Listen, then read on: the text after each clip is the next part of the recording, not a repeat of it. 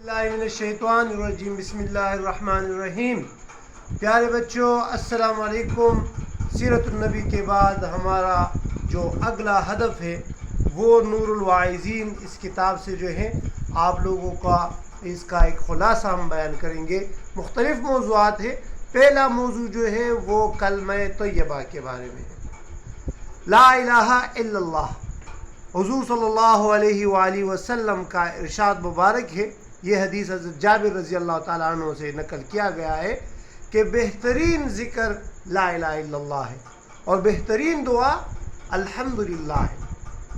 ला इलाहा इल्लल्लाह क्यों बेहतरीन ज़िक्र है? क्योंकि जब इंसान ला इलाहा इल्लल्लाह कहता है तो उसकी रोबत दुनिया से हट जाती है और उसकी तवज्जो अल्लाह की तरफ हो जाती है और उसका अल्लाह पर यकीन हो जाता है और वो हर चीज़ से बेजार हो जाता है। ला इलाहा इल्लल्लाह का मतलब यही है कि अल्लाह ताला के सिवा कोई इबादत के लायक नहीं। अल्लाह है जिसने तमाम आसमानों को पैदा किया, जिसने ज़मीन को पैदा किया। वही एक अल्लाह है जिसने इंसान को पैदा किया, जिसने चरिंद को पैदा किया, जिसने परिंद को पैदा किया, जिसने तमाम मखलूक़ात को पैदा किया।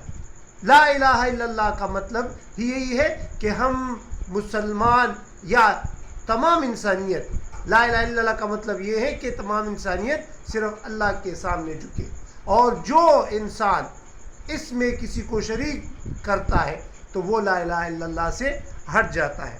अल्हम्दुलिल्लाह का जिक्र जो आया है उसका मतलब ये है कि आप जब भी कोई चीज़ अल्लाह ताला से मांगे तो पहले अल्लाह ताला की सना बयान करो, उसकी हम्द करो, उसकी तारीफ़ करो। हम जो भी दुआ मांगे उसमें अल्हम्दुलिल्लाह यानी पहले सना ज़रूर होनी चाहिए। हुज़ूर सल्लल्लाहु अलैहि वसल्लम का इरशाद मुबारक है कि कलमा तय्यबा ला इलाहा इल्लल्लाह ये इंसान को जन्नत तक पहुंचाता है।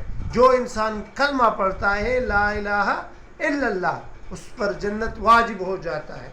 वो अगर कुछ गुनाह उसने किए हो और उसकी सज़ा वो भुगते भी लेकिन आखिर में वो जन्नत ज़रूर जाएगा। एक दूसरे हदीस में आया है, हज़रत अब्बास रज़ी अल्लाह ताला अन्हु से रिवायत है हदीस कि हज़रत मूसा अलैहिस्सलाम जो कि अल्लाह ताला से कलाम करते थे कोहे तूर पर, एक दफ़ा हज़रत मूसा अलैहिस्सलाम अल्लाह ताला से पूछते हैं कि मुझे एक ऐसा कलमा सिखा जो बेहतरीन कलमा हो। तो अल्लाह ताला फरमाते हैं कि कहो ला इलाहा इल्लल्लाह। मूसा अलैहिस्सलाम फरमाते हैं कि ये कलमा तो सब पढ़ते हैं, ये कलमा तो आम है, मुझे बेहतरीन कलमा सिखा। फिर अल्लाह ताला कहते हैं ला इलाहा इल्लल्लाह। इसी तरह तीसरी मर्तबा भी कहते हैं ला इलाहा इल्लल्लाह। फिर अल्लाह ताला इसकी फजीलत बयान करते हैं, फरमाते हैं कि अगर इस कलमे को यानी ला इलाहा इल्लल्लाह को तराजू के एक पलड़े में रखा जाए और दूसरे पलड़े में तमाम सातों आसमान और ज़मीन को रखा जाए फिर भी ला इलाहा इल्लल्लाह का पलड़ा भारी होगा। हज़रत मूसा अलैहिस्सलाम के दौर में एक राहिब था जिसकी उम्र 480 साल थी और उसने ये 480 साल बुत परस्ती में कुफर में गुजारे थे।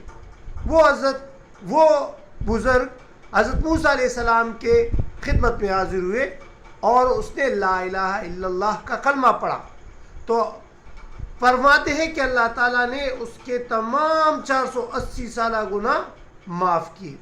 ला इलाहा इल्लल्लाह मूसा कलीमुल्लाह इसमें 24 अल्फाज हैं, यानी एक हर्फ के बदले अल्लाह ताला ने उसके 20 साल के गुनाह माफ़ किए। ला इलाहा इल्लल्लाह की इतनी फजीलत है। ला इलाहा इल्लल्लाह पढ़ने वाले को अल्लाह ताला नेकियां देखते हैं। एक हदीस का मफ़हूम है, एक सहाबी अर्ज़ करते हैं कि या रसूलुल्लाह मुझे वसीयत कीजिए। हुज़ूर सल्लल्लाहु अलैहि वसल्लम ने फरमाया कि आप जब भी कोई गुनाह का काम करे या बदी करे तो उसके बाद फ़ौरन नेकी किया करो, क्योंकि एक नेकी का सवाब जो है वो 10 गुना है। फिर कहा कि सहाबी ने अर्ज़ किया कि क्या ला इलाहा इल्लल्लाह नेकी नहीं है? तो हुज़ूर सल्लल्लाहु अलैहि वसल्लम ने फरमाया कि ये तो नेकियां है, बेहतरीन नेकियां है। हज़रत मुआज़ रज़ी अल्लाह ताला अन्हु ने ایک روایت حضور صلی اللہ علیہ وآلہ وسلم سے نقل کی کہ پوچھا گیا کہ لا الہ الا اللہ آپ کو فائدہ دے گا، لا الہ الا اللہ آپ کی شفاعت کرے گا. فرماتے ہیں کہ قیامت کے دن یہ لا الہ الا اللہ یہ انسان کے اوپر بادل کی طرح انسان کی حفاظت کرے گا. انسان کے اعمال نامے میں بہت زیادہ جو ہے وہ دیکھے گا کہ اس کے اعمال نامے میں بہت زیادہ گناہ ہے، لیکن ایک چھوٹا سا ٹکڑا آئے گا جس پر لا الہ الا اللہ لکھا ہوگا، اور اس لا الہ الا اللہ کا وزن سب سے زیادہ ہوگا، اور یہ پھر شفاعت کرے گا کس کی؟ اس انسان کی. لا الہ الا اللہ کے بہت سے فائدے ہیں اور حضور صلی اللہ علیہ وآلہ وسلم نے اس کے فائدے بیان کیے ہیں. روایت میں ہے حضور صلی اللہ علیہ وآلہ وسلم نے فرمایا کہ لا الہ الا اللہ انسان کو جنت اس پر واجب کروا لیتا ہے. اسی طرح حضرت موسیٰ علیہ السلام کے دور میں، بلکہ حضرت موسیٰ علیہ السلام نہیں، حضرت آدم علیہ السلام سے لے کر حضور صلی اللہ علیہ وآلہ وسلم تک ہر پیغمبر نے لا الہ الا اللہ کا درس دیا. حضرت نوح علیہ السلام نے لا الہ الا اللہ کا درس دیا اور اس کی تبلیغ کی، اور انسانوں کو اسی طرف بلایا کہ آپ لوگ لا الہ الا اللہ پر آ جائیں. لا الہ الا اللہ کا مطلب یہ ہے کہ اللہ تعالیٰ کے سوا کوئی عبادت کے لائق نہیں. اور جب ہم پڑھتے ہیں لا الہ الا اللہ محمد الرسول اللہ، تو اس کلمے کا مطلب یہ ہے کہ ہم اللہ تعالیٰ کی اطاعت کریں، اللہ تعالیٰ کا حکم مانیں اور حضور صلی اللہ علیہ وآلہ وسلم کی اطاعت کریں. ہماری زندگی کا ہر عمل اس لا الہ الا اللہ کے نیچے ہو. لا الہ الا اللہ کا مطلب یہ ہے کہ ہم اپنا سر جھکائیں اللہ کے سامنے، اللہ تعالیٰ کے ہر حکم کو مانیں. اور اللہ تعالیٰ کے احکامات ہم کو کہاں سے ملیں گے؟ اللہ تعالیٰ کے احکامات ہمیں قرآن مجید سے ملیں گے، قرآن سے ملیں گے، سنت سے ملیں گے، یعنی حدیث سے ملیں گے. اللہ تعالیٰ نے جو کہا ہے ان چیزوں، یعنی قرآن میں جس چیزوں کو حرام کیا ہے اس کو ہم حرام سمجھیں گے، اور جس کو حلال کہا ہے اس کو ہم حلال سمجھیں گے. لا الہ الا اللہ پر بہت سی باتیں ہو سکتی ہے، اور نور الواعظین کا سلسلہ ہم نے شروع کیا ہے. انشاءاللہ اس سلسلے کو ہم آگے بھی بڑھائیں گے. آپ کو مزید اس کتاب میں جو موضوعات ہیں وہ بیان کریں گے. اگلے ویڈیو میں بھی آپ لوگ کوشش کر لیں کہ اس کو خود سنیں اور دوستوں کو، بڑوں کو، چھوٹوں کو سنائیں. اور اس ویڈیو کی یعنی جو نور الواعظین کا سلسلہ ہے وہ ہم نے پشتوں میں بھی شروع کیا ہے. پشتوں میں ہمارے القاری دوست محمد صاحب بہت ہی بہترین انداز میں پشتوں میں وہ بیان کرتے ہیں. اس کا بیان قابل تحسین ہے، قابل تعریف ہے، اور جب آپ لوگ اس کو سنیں گے تو انشاءاللہ آپ کو مزہ آئے گا، کیونکہ وہ انتہائی پیار سے اور ایک اچھے انداز میں ان موضوعات پر بات کرتے ہیں، اور بہت ہی آسان الفاظ کے ساتھ اس کی تشریح بھی کرواتے ہیں.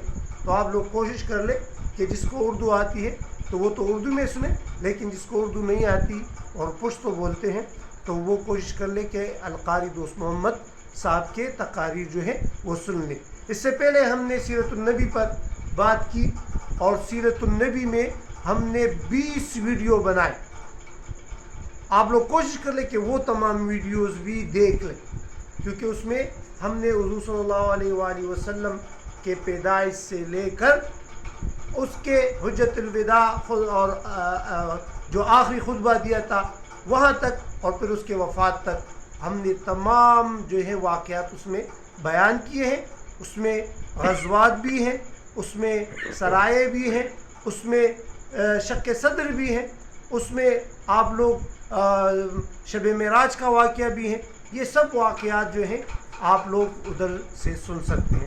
تو آپ لوگ کوشش کر لیں کہ اس ویڈیو کو سنیں، اور سننے کے بعد آپ لوگ کوشش کر لیں کہ دوسروں تک یہ پہنچائیں. کوشش کر لیں کہ اس ہمارے لنک کو اپنے فیس بک پر وہ شیئر بھی کر لیں. اسی طرح اگر آپ لوگوں کو کچھ وظائف چاہیے تو وہ القاری دوست محمد صاحب سے آپ لے سکتے ہیں. اس کا موبائل نمبر ہے 0312 83 4 83 53 0312 834 8353. صحیح ہے. 0312 83 4 83 53. اس پر آپ رابطہ کر سکتے ہیں. کوئی آپ کا سوال ہو تو وہ واٹس ایپ میں بھی آپ لوگ پوچھ سکتے ہیں, آڈیو میسیج میں, اور آپ لوگ باقاعدہ اس کو کال بھی کر سکتے ہیں. ہمیں اپنی دعاؤں میں یاد رکھیے گا. اللہ آپ لوگوں کو کامیاب کرے اور آپ لوگوں کے دین و دنیا دونوں کو سنوارے. ہمیں اجازت دیجیے. السلام علیکم.